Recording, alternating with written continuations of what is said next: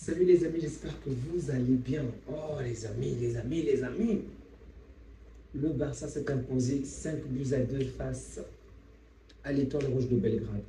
En toute sincérité, je pense qu'on était tous d'une certaine manière spoilés qu'on devait gagner cette équipe. Et souvenez-vous, la vidéo passée, je disais que si on ne marque pas plus de 3 buts, pour moi c'est un échec. Et aujourd'hui, on a marqué beaucoup plus de 3 buts. Non, je disais au minimum 3 buts, ouais c'est ça. Au minimum 3 buts. Donc, on a gagné avec un score de 5 buts à 2. C'est vrai que j'aurais peut-être souhaité que ça puisse être un clean sheet, au minimum un seul but. Mais cette équipe a quand même mérité ces 2 buts et je tenais vraiment à les féliciter pour cela. Bravo à cette équipe. Donc, que retenir déjà de bon de ce match? Déjà, Lewandowski qui a marqué un doublé. Donc, il a 99 buts aujourd'hui. Il ne manque plus qu'un but pour qu'il puisse marquer, pour qu'il puisse atteindre la barre des 100 buts. Mais félicitations, vraiment, bravo à lui. Le Barça qui est maintenant dans les 8 premiers, ok, on n'était pas dedans.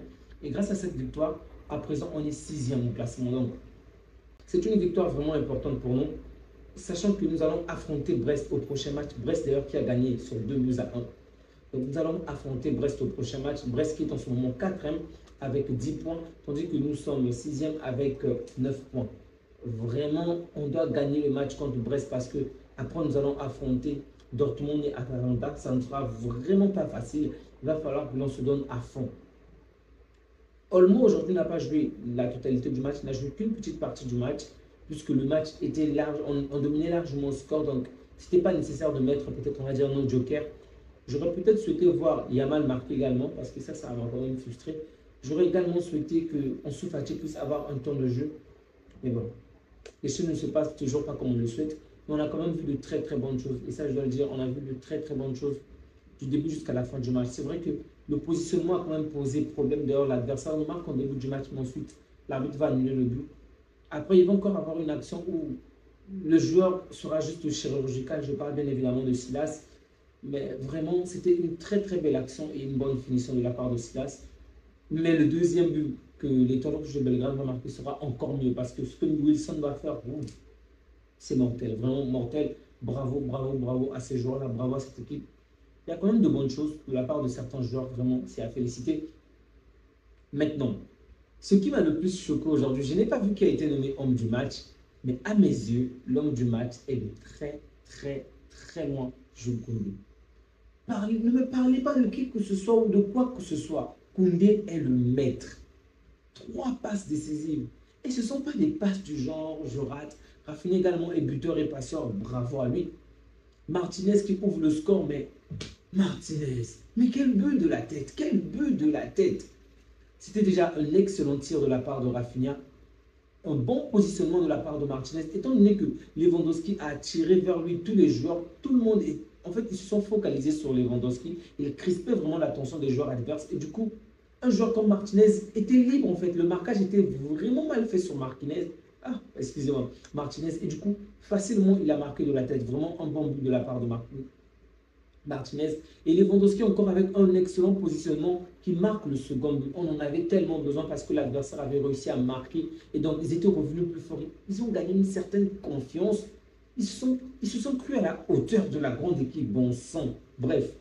Du coup, ils nous ont quand même mis de la pression et donc il a fallu un certain Robert Lewandowski chirurgical pour les faire taire. Et une fois qu'on a repris les 2 buts à 1, on avait une certaine domination sur cette équipe et du coup, les choses sont revenues à la normale. Et en deuxième période, on a claqué les 3 buts, excusez-moi. Donc Lewandowski qui marque un nouveau doublé. Ensuite, Rafinha qui marque et Fermin Lopez qui vient terminer. Il aurait pu également marquer 2 voire 3 buts aujourd'hui, mais il a un peu manqué. Il n'a pas été assez adroit dans certaines actions. Donc, Lewandowski qui fait un bon match, Rafinha qui fait un bon match, Yamal qui est vraiment un bon déstabilisateur. Vraiment, il déstabilise tellement bien. Il fait aussi un bon match, je le précise, mais il n'est pas décisif aujourd'hui. Et ça, pour moi, c'est un point noir pour ce joueur-là. Bref, il a tout le temps pour s'améliorer encore. C'est un joueur tellement formidable. Donc, comme je l'ai dit, ces joueurs que j'ai cités ont fait des bons matchs, et même Martinez. Mais le match de Koundé, pour moi, c'est un autre niveau. Offensivement, il est tellement fort, vraiment tellement fort. À un moment où tu pouvais te dire, est-ce que c'est Cancelo qui fait ce genre d'action? Vraiment, il est tellement fort. Et ça combine tellement bien avec... Ça combine vraiment bien avec Yamal. De très bonnes combinaisons. On le voit la différence. À fois, je disais que Hector Ford doit s'améliorer comme Koundé, surtout pour les sorties, surtout sur le côté offensif. Mais on a vu aujourd'hui la différence. Lorsque Koundé est là, on l'a vu.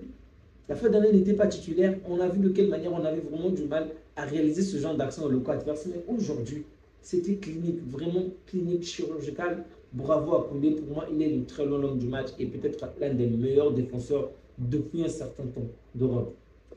On va passer à celui du Paris Saint-Germain. Mais le Paris Saint-Germain. Le PSG, vraiment. Oh. Tu regardes tellement le match, tu regardes les opportunités, tu te dis peut-être qu'ils vont marquer. Après, tu te dis non, c'est pas possible. Parce que ces joueurs-là, vraiment, je ne sais pas ce qu'il faut pour qu'ils parviennent à marquer.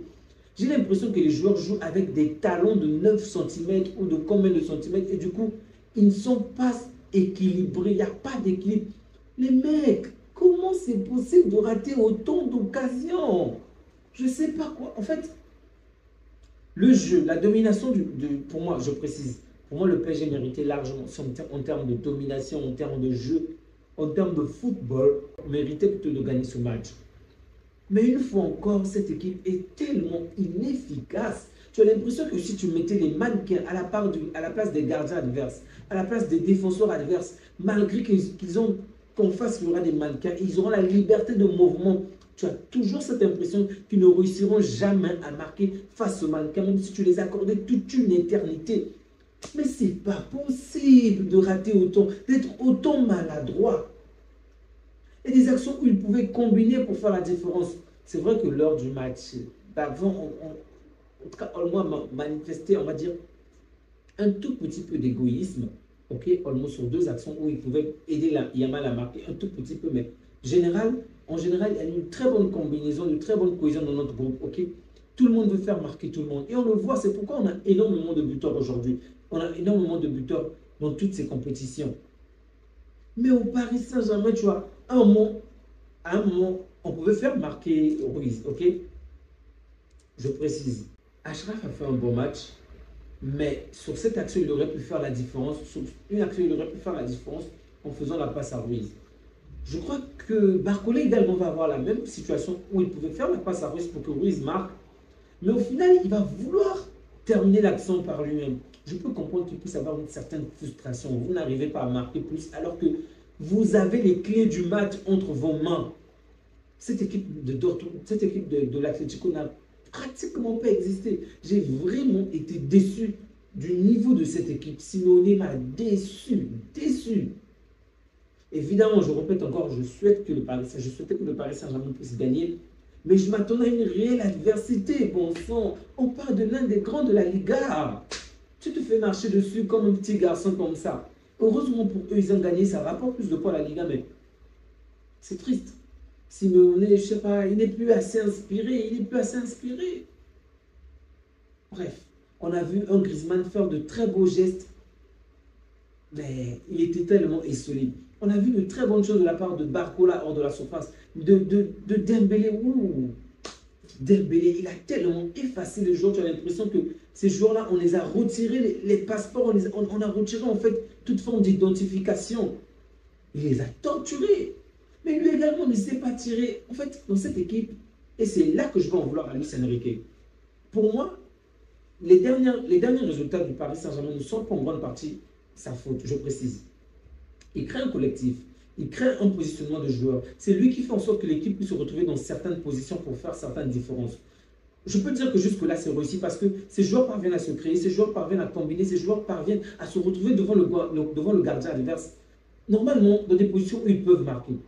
On peut reprocher à ces joueurs cette inefficacité-là, mais pour moi, encore je le répète, c'est difficile d'en vouloir un coach qui réussit à créer, on va dire, une bonne cohésion jusqu'à ce que tes joueurs se retrouvent devant le gardien adverse, mais qu'ils ne parviennent pas à marquer. Oui, cette inefficacité ne date pas de cette saison. Et donc, il est de cette manière fautif parce que depuis la saison dernière, il aurait pu faire en sorte que son équipe puisse s'améliorer. Ça, c'est le premier point. Le deuxième point, non seulement tes joueurs sont inefficaces, défensivement, c'est une catastrophe. C'est vraiment une catastrophe. Pacho n'était vraiment pas chaud aujourd'hui. Alors là, il n'était pas du tout à la hauteur. Que dire de Mendes? Mendes, qui est l'un des joueurs, vous le savez. Depuis que je parle du Paris Saint-Germain, c'est l'un des joueurs que j'aime le plus dans ce club-là. Mais il a été tellement nul défensivement, nul de chez les nuls.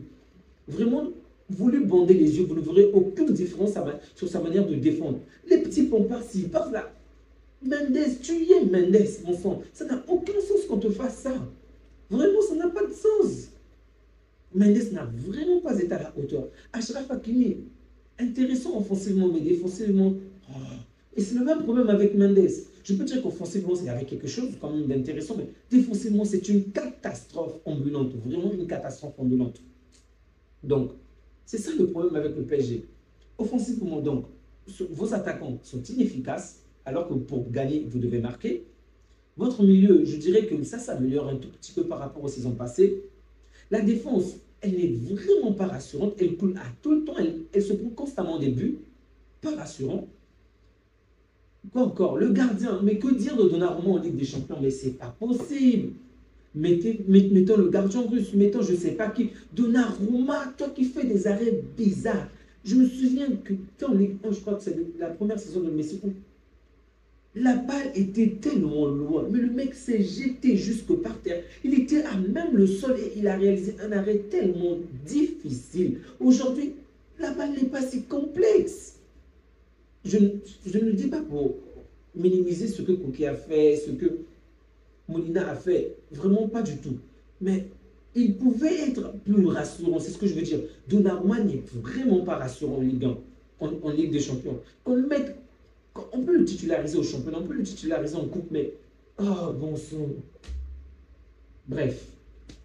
C'est toute une équipe qui coule parce que on est en Ligue des Champions, on doit marquer pour gagner. Et si vous ne parvenez pas à marquer, et rendons-nous compte, sauf erreur de ma part, je ne me souviens pas qu'un attaquant du PSG a marqué. En tout cas, je parle je précise, hein. Pendant le match, je ne me souviens pas d'un seul attaquant du PSG avoir réussi à marquer. Sincèrement, je ne me rappelle vraiment pas qu'un attaquant du PSG ait réussi à marquer. Les défenseurs, ok, les défenseurs arrivent à faire la différence. Et aujourd'hui, c'est le milieu du terrain qui fait la différence. Mais les attaquants, ça n'a aucun sens. Ça n'a vraiment aucun sens. C'est comme dire qu'un camionneur puisse conduire, je ne sais pas moi, un avion. Ça n'a pas de sens. Ce sont les attaquants qui doivent faire la différence, mais on a constamment l'impression que ce sont les défenseurs, les milieux qui doivent tout faire. Bref.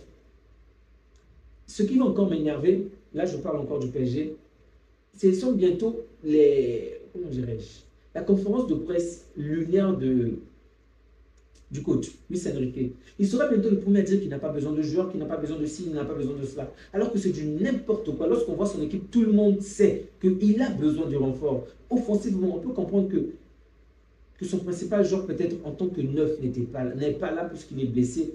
Là, je parle de Ramos. Mais tu dois trouver un autre moyen. On avait perdu, je vous rappelle qu'on avait perdu Dembélé, à un moment où on ne s'attendait pas, mais on avait quand même des buteurs. On a perdu pas mal de gens, mais on s'est réinventé. D'autres buteurs ont vu le jour. C'est ce que le PSG va faire aujourd'hui. Si Barcola ne sait pas marquer, si Dembélé ne sait pas marquer, il faudrait qu'on trouve d'autres joueurs qui vont faire la différence. Et d'une manière continue, en fait. C'est ça le vrai problème. Il faut que ça soit continu, parce que ça ne servira à rien de gagner peut-être aujourd'hui et ensuite prendre des déroutes tout le temps, se faire chicoter constamment. Vous avez joué à domicile en plus. C'est frustrant parce que le PSG... Pour moi, le PSG le méritait tellement cette victoire. Et à la fin, Correa a tout pris. Il a tout pris. C'est pas correct. Ce n'est vraiment pas correct. Les amis, on va s'arrêter là parce que la vidéo est déjà assez longue. Ce que je peux déjà dire, c'est passer une agréable soirée. Vraiment passer une agréable soirée. Prenez soin de vous ainsi que des vôtres car c'est la plus importante, la chose la plus importante. Et que Dieu vous garde. Ciao.